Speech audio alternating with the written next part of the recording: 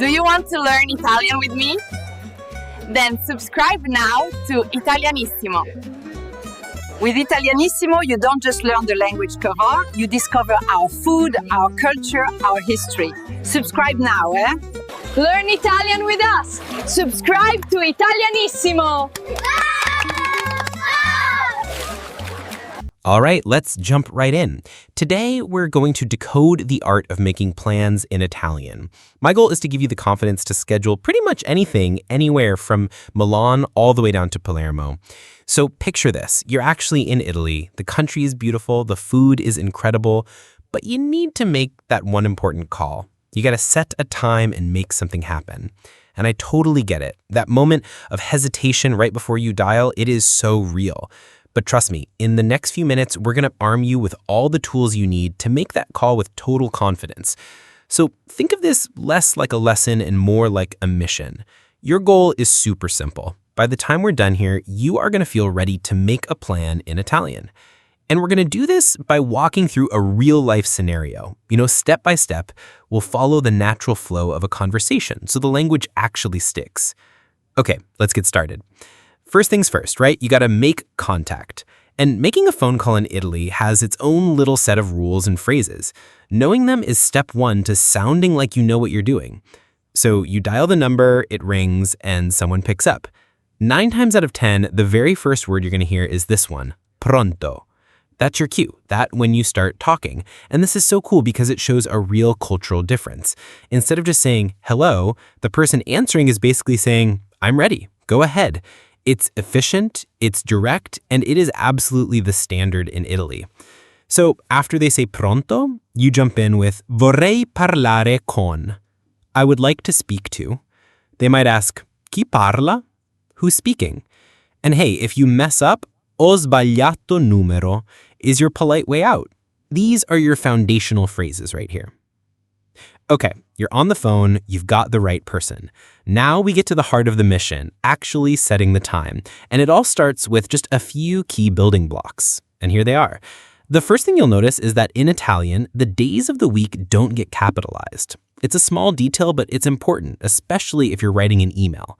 And a little tip, they're all masculine except for the all-important la domenica, Sunday.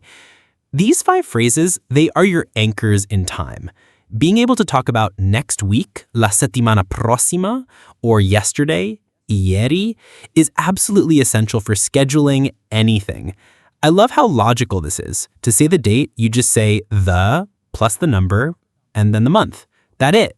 The only little exception is for the first of the month, you always use primo. So May 1st would be il primo maggio.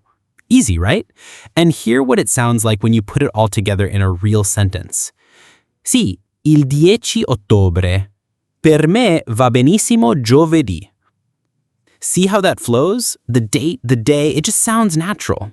You can totally do this. All right, now for the part that sometimes trips people up, grammar. But let's not think of it as a bunch of boring rules. Let's think of it as the secret code that makes your Italian sound incredibly smooth and authentic. Italians really don't like clunky sounds. So instead of saying 2 separate words like a and il, they just kind of smush them together into one fluid sound, al. It's like this linguistic glue that holds the sentence together. Think of andiamo al cinema. We go to the cinema. It just sounds better. This is a really fascinating little quirk of the language. It kind of gives you a window into a slightly different way of thinking about actions, and it's the perfect intro to something called reflexive verbs. Reflexive verbs, they sound complicated, but they're just actions that kind of reflect back on the person doing them.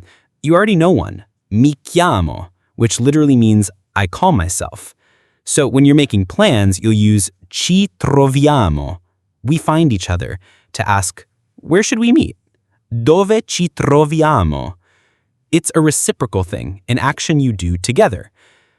Language is never just about words and grammar. It always is a reflection of the culture. And understanding a few key cultural points can make your conversation so much richer. In Italy, Sunday, la domenica, is a really big deal.